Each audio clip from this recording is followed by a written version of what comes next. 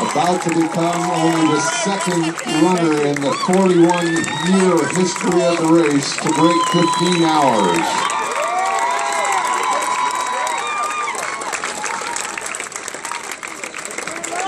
Going to be just about 5 or 6 minutes over the course record on a day that's about 25 degrees warmer than when Timothy Olson set the record 2 years ago.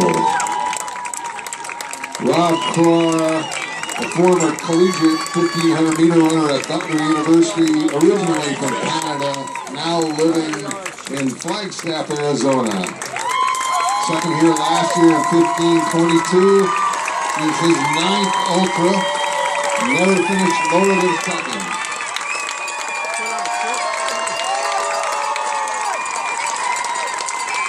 Welcome the winner of the 2014 Western States 100, Rob Krar. Unofficially 13:53:20.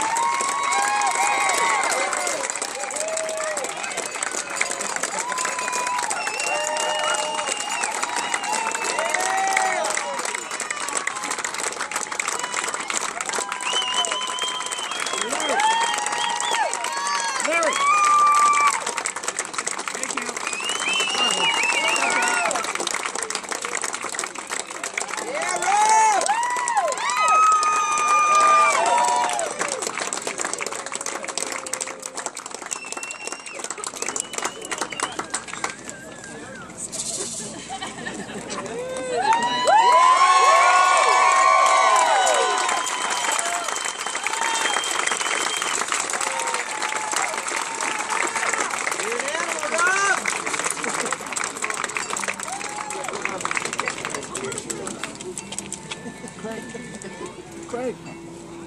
Speech! Craig. A winner! Way to go, Rob! Way to go, Rob!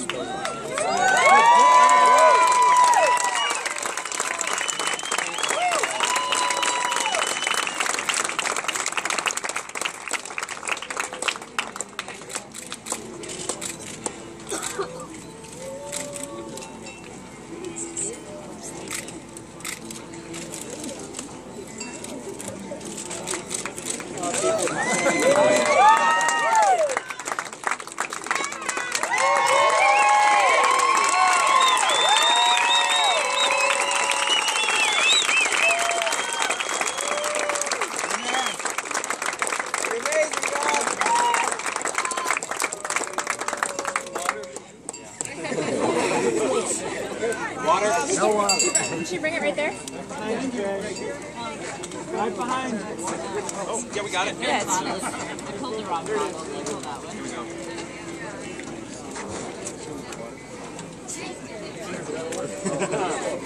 There's a bottle. Yeah, it has some water.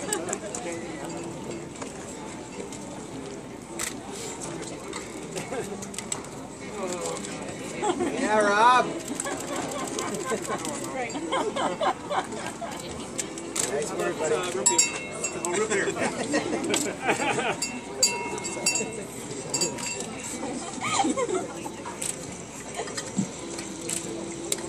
Once again, our winner, Rob Krar, being congratulated down there by Western States President John Trent and Race Director Craig Thornley.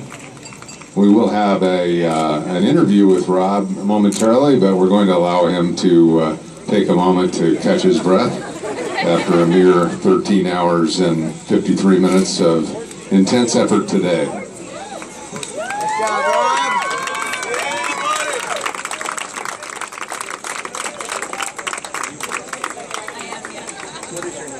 Christina Bauer. R-A-S-T-I-N. Wanted to check the time there to make sure that it was real, and it was real, Rob. Congratulations.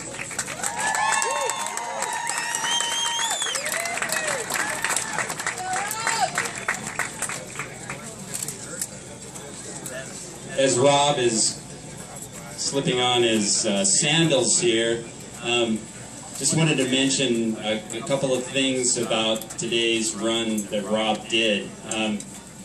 this is obviously one of the best runs that we've ever had in our 41-year history.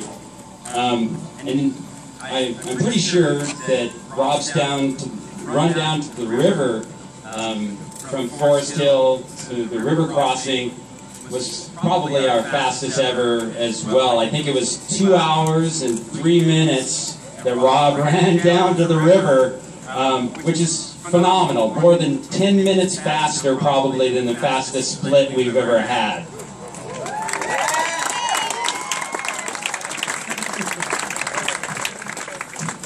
Rob just said that's why it hurts.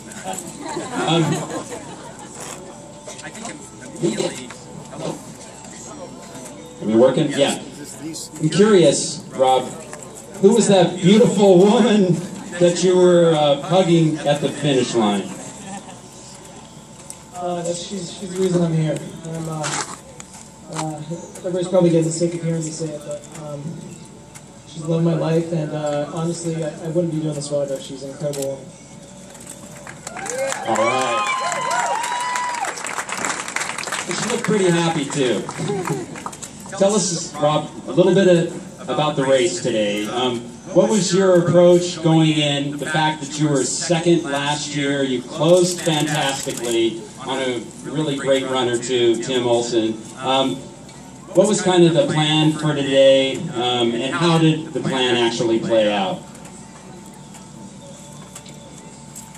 It's been a year-long journey, really. Without even thinking about it, when I was sitting in this chair last year beside Tim Olson,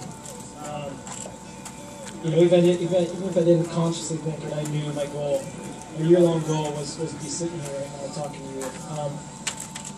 you. I don't think I've ever set a goal like this in my life, such a lofty, difficult goal, and so long. And there's just so many great athletes in this race, and I have so much respect for all of them.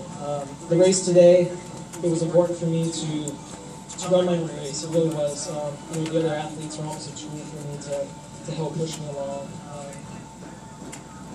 It wasn't quite as hot as last year, but I was really feeling it, and I really focused on heat management. And I really wanted to put a gap in the middle of the race on Cal Street, give myself a bit of a buffer. And, it worked, but I was really suffering over the last 10 miles. I was really in a bit of a survival mode coming through the end there, but I had to run my own race, and I did it. And I'm just so happy. I just can't even explain.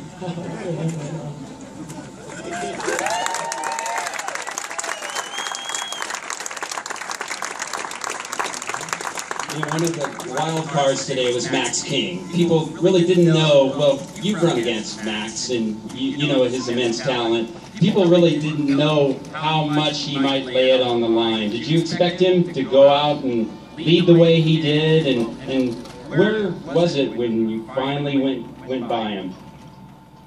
Yeah, I have nothing but respect for Max, and I think I'm one of those folks that really thought he was going to challenge for the win. I certainly feared him going in the race. I think he was one of the top competitors, and he's one of the top competitors. I passed him in between, or caught him between Cal 1 and Cal 2, I believe, and just hung behind him for a little bit, regrouped, because I was really working hard to catch up with him. Kept hearing he was right behind me, and he just kept looking around the next bend and wasn't there. So it took me a long time to catch him, and once I settled down and put a strong move in, and really worked those last few miles to the river. It was tough. Cal Street is no joke. Some of those hills we come in and they're so steep. It's in the hottest part of the day and it's exposed. That river never felt so good. The folks down at the river noted that not too many people, actually among the leaders, went in for a dip, but I think you did? Yeah, for sure. I think on a day like this, you got to take advantage of any opportunity to pull off. And yeah, laid in the river on the record checking near side for probably 30 seconds and just try to get that core temperature down. I think it really helped. Also, you had, as you were building up this spring, a little injury, but I think going into Sonoma, you were a little dinged up, but you did, you came in second there. how, after Sonoma, how was the build-up? How were you feeling, especially in the last couple of weeks heading into the race? And also, more importantly, where was your head the last couple of weeks? Sure, yeah. Tropical Dawn puts on an amazing race on a very challenging course. Sonoma was really tough for me. I was a little banged up, but you know, Zach had a great race out there, and he deserved the win that day. But I regrouped real quick, and in my training, there could not have been a more perfect training block for me. My confidence has never been so high. I've never entered the race so healthy before. You know, to see a year's worth of work come to fruition is it's real magical. You know, Rob, one of the other things is, in a very short time, you become one of the most recognizable faces in our sport because, you know, not only is there the fear the beard thing, you know, but also you're an incredibly gracious and humble human being, and it's genuine. A win like today, how is this, when you look back on it in 10, 15 years, what is it going to mean to you? And, you know, as you're sitting here tonight, what are some of the thoughts going through your head? You know, the fact that you are the 2014 Western States men's champion.